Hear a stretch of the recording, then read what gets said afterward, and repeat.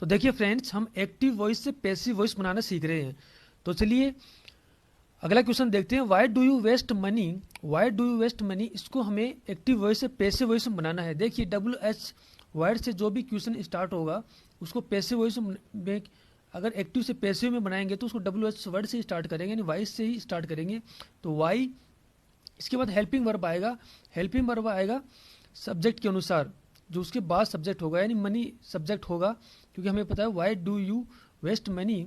तो इसमें why do you waste money के अंदर यू सब्जेक्ट है और वेस्ट मनी मनी ऑब्जेक्ट है। तो इसके अंदर क्या करेंगे कि मनी को हम सब्जेक्ट बना लेंगे, तो वाई इज मनी सब्जेक्ट हो जाएगा, तो वाई इज मनी आएगा। तो देखते हैं कितने सेंटेंस में वाई इज मनी है। ए में है, बी में नहीं है, तो बी इसका आंसर नहीं होगा, सी हो सकता है और डी हो सकता है। तो वाई इज मनी। अब देखिए मनी के बाद हमें पता है कि इज आरम के बाद V3 आएगा, तो V3 का यूज होगा, तो बीन का इसमें यूज नहीं होगा, तो ए इसका आंसर नहीं होगा, बी भी नहीं होगा, तो इसका आंसर सी हो सकता है, और डी भी इसका आंसर नहीं होगा क्योंकि बीइंग भी इसमें यूज नहीं होगा, तो इसका आंसर सी हो जाएगा। देखिए हमें पता है why do you waste money, इसके अंदर सिंपल प्रेजेंट टेंस है। सिंपल प्रेजेंट टेंस में एक्टिव वॉइस को पैसिव वॉइस में अगर बदलेंगे तो क्या होगा कि इज आरम आएगा, उसके बाद V3 आएगा, तो इज आरम V3 ओनली सी ऑप्शन में। तो देखिए देखते ही पता चल गया कि इसका आंसर क्या होगा, सी होगा। तो चलिए फ्रेंड्स अगला क्वेश्चन देखते हैं। अगला क्वेश्चन है please guide me, please guide me, इसको हमें पैसिव वॉइस में कन्वर्ट करना है। तो देखिए हमें पता है प्लीज काइंडली से स्टार्ट होने वाले सेंटेंस को हम यू आर रिक्वेस्टेड टू से हम बनाते हैं। तो यू आर रिक्वेस्टेड टू किस किस में यूज हुआ है देखते हैं। ए में हुआ है, बी में नहीं हुआ है, सी में भी नहीं हुआ, सी में हुआ है you are requested, you are being requested ये नहीं होगा, तो ए व सी में से आंसर हो सकता है। तो यू आर रिक्वेस्टेड, सी भी इसका आंसर नहीं हुआ, यू आर बीइंग रिक्वेस्टेड हो रहा है, तो इसका हमेशा यू आर रिक्वेस्टेड से ही इसको शुरू होगा। प्लीज और काइंडली से स्टार्ट वाले सेंटेंस के अंदर, तो इसका आंसर देखिए ए ही होगा। देखिए देखते ही पता चल गया कि इसका आंसर क्या होगा, ए होगा। यू आर रिक्वेस्टेड से स्टार्ट होगा, यू आर रिक्वेस्टेड, उसके बाद आ जाएगा यू आर रिक्वेस्टेड टू, उसके बाद मुख्य वर्ग की फर्स्ट फॉर्म तो गाइड आ जाएगा, उसके बाद मी, तो you are requested to guide me. तो ओनली एक ही ऑप्शन में you are requested to guide me है, ए ऑप्शन में, तो इसका आंसर क्या होगा, ए हो जाएगा। देखिए हमने सिर्फ देखते ही पता चल गया, हमें पता चल गया कि प्लीज और काइंडली से स्टार्ट होने वाले सेंटेंस को हम यू आर रिक्वेस्टेड टू से बनाएंगे। तो यू आर रिक्वेस्टेड टू इन चार ऑप्शन में से सिर्फ ए ऑप्शन में है, तो इसका आंसर देखते ही हमें पता चल गया कि इसका आंसर ए होगा। तो चलिए फ्रेंड्स अगला क्वेश्चन देखते हैं। अगला क्वेश्चन है after driving doctor Bose to the hospital he dropped him at his guest house. तो हमें इसको एक्टिव वॉइस से पैसिव वॉइस में बनाना है। देखिए after driving doctor Bose to the hospital, हमें यहाँ तक छोड़ देना है, इसके आगे आ जाओ आप। ही dropped him at his guest house, देखिए ही ड्रॉप्ड एंड V2 का यूज हुआ है, मीन्स सिंपल पास्ट टेंस का यूज हुआ है इसके अंदर। ही dropped him at his guest house इस सेंटेंस में, तो हमें पता है कि वाज वर आएगा, वाज वर प्लस मुख्य वर्ब की थर्ड फॉर्म आएगी। तो देखते हैं किसमें वाज वर प्लस मुख्य वर्ब की थर्ड फॉर्म यूज हुई है। तो ए सेंटेंस में देखते हैं after being dropped to the hospital doctor Bose was dropped, तो इसमें हुआ है, तो ए आंसर हो सकता है। After he had driven, he had dropped, तो बी आंसर नहीं होगा क्योंकि वाज वर का यूज नहीं हुआ, इसमें हैड का यूज हुआ है।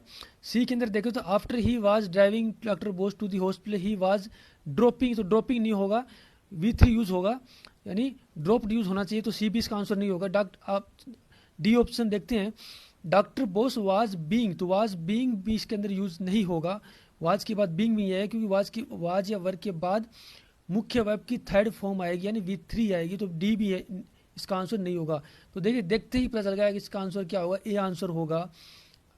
हमें आप कुछ और देखने की जरूरत ही नहीं पड़ी। After being driving to the hospital doctor Bose was dropped, देखिए वाज ड्रॉप्ड का प्रयोग ओनली किस में हुआ है, ए में हुआ है, यानी वाज वर्ग के बाद V3 का प्रयोग ओनली ए ऑप्शन में हुआ, तो इसका आंसर क्या हो जाएगा, ए हो जाएगा। तो चलिए फ्रेंड्स अगला क्वेश्चन देखते हैं। अगला क्वेश्चन है Rohan was not told about the email, Rohan was not told about the email, हमें इसको देखिए ये सेंटेंस, देखिए Rohan was not told about the email, ये सेंटेंस पैसिव वॉइस के अंदर है। देखिए यही सारा खेल होता है, हम सारे क्वेश्चन को एक्टिव वॉइस में समझ लेते हैं, एक्टिव को पैसिव में बनाना है। देखिए लेकिन यहाँ पर देखिए ये सेंटेंस ऑटोमेटिकली पैसिव वॉइस के अंदर है, क्योंकि वाज के बाद टोल्ड आ रहा है, मतलब V3 आ रहा है, तो मतलब V3 का यूज हमेशा पैसिव वॉइस में होगा। तो हमें क्या करना है, इसको पैसिव वॉइस को एक्टिव वॉइस में बनाना है। तो देखिए Rohan was not told about the email, तो इसका सब्जेक्ट क्या होगा, सब्जेक्ट क्या हो जाएगा, इसका सब्जेक्ट इसके अंदर नहीं है तो हम नोबडी ले लेंगे, तो नोबडी उसके बाद क्या होगा, टोल्ड होगा। देखिए यहाँ भी हम छोड़ देते हैं, सब्जेक्ट क्या होगा, हमें पता है कि अगर पैसिव वॉइस में वाज प्लस मुख्य वर्ब की थर्ड फॉर्म है तो ऑब्वियसली एक्टिव सेंटेंस में V2 होना चाहिए। तो V2 देखते हैं किस किस सेंटेंस में, A में V2 है, टोल्ड है ओनली, B में V2 का यूज हुआ है, C में V2 का यूज नहीं हुआ तो C आंसर नहीं होगा, और D में भी V2 का यूज नहीं हुआ तो D भी इसका आंसर नहीं होगा।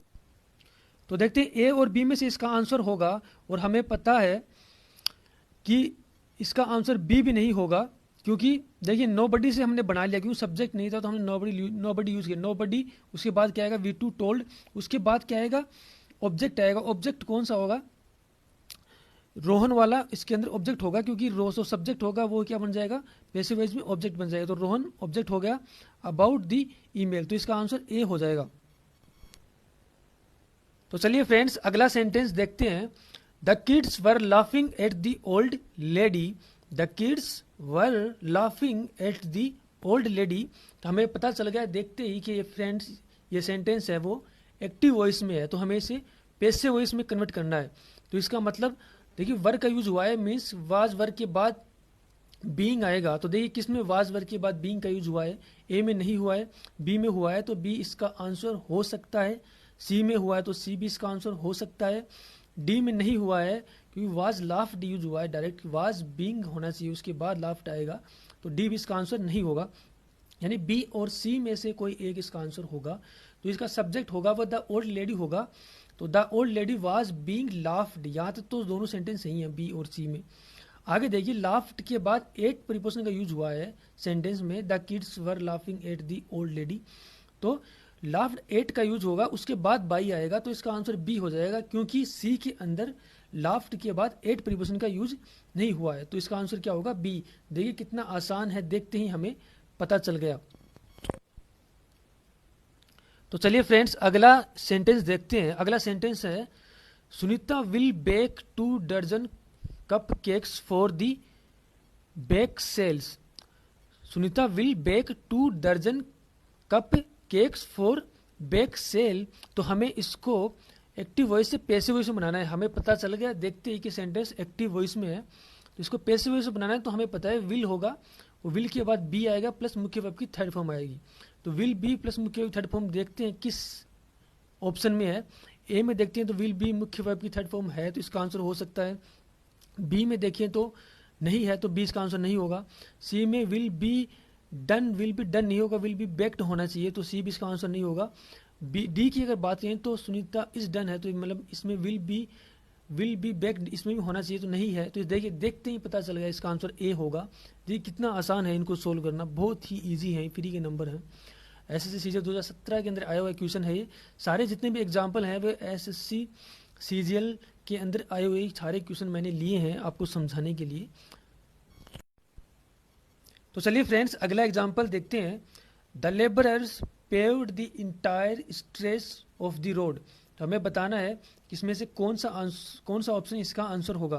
देखिए पेव्ड का यूज हुआ है ना, V2 का यूज हुआ है, V2 का यूज हुआ है, तो मैंने बार बार आपको बताया है कि वाज वर्ब प्लस मुख्य वर्ब की थर्ड फॉर्म आनी चाहिए। तो देखते हैं वाज वर्ब प्लस मुख्य वर्ब की थर्ड फॉर्म का प्रयोग किस में हुआ है। A में नहीं हुआ तो A आंसर नहीं होगा, वाज पेव्ड होगा तो B भी इसका आंसर नहीं होगा, कि वाज डन है, डन तो कहाँ से होगा ही नहीं, क्योंकि वर्ब क्या है पेव्ड है, तो वर्ब क्या होगा वाज पेव्ड होना चाहिए, तो इसका आंसर B भी नहीं होगा। वाज पेव्ड का उपयोग C में हुआ है तो C हो सकता है, और D भी इसका आंसर नहीं होगा क्योंकि इज का यूज हुआ है, तो इसका आंसर C हुआ। देखिए कितना आसान है, कितना आसान है इनको सोल्व करना, तो इसका आंसर C हो जाएगा इसका आंसर। तो चलिए अगला क्वेश्चन देखते हैं फ्रेंड्स।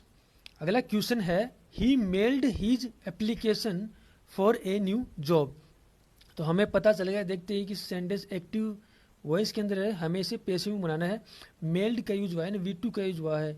अगेन इसमें वाज वर्ब प्लस V3 होना चाहिए। तो देखिए किस में वाज वर्ब V3 का ऑप्शन हुआ है, किस ऑप्शन में? ए में नहीं हुआ है, बी में हुआ है, तो बी हो सकता है आंसर इसका। सी में भी नहीं हुआ है, डी में भी नहीं हुआ है, तो इसका आंसर देखते ही हमें पता चल गया है कि इसका आंसर किस में होगा, बी होगा, क्योंकि एक ही में he was verb plus V3 का यूज हुआ है। तो वाज V3 का यूज किस में हुआ है? बी में हुआ, तो इसका आंसर क्या होगा? बी होगा। देखिए मैं वाज वर्ब प्लस V3 बोल रहा हूँ, इसका मतलब आप ये बोलो कि वर्ब का यूज नहीं कर रहा हूँ। देखिए सब्जेक्ट अगर सिंगल है तो वाज आएगा, और सब्जेक्ट अगर प्लूरल है तो वर आएगा। यहाँ पर the application for a new job single subject है, तो यहाँ पर वाज का यूज हुआ है। अगर यही जो नाउन है, सब्जेक्ट है, वो प्लूरल होता तो वर आ जाता, इसलिए मैंने कहा वाज वर्ब प्लस V3 होना चाहिए V2 वाले सेंटेंस में। तो इसका आंसर बी होगा।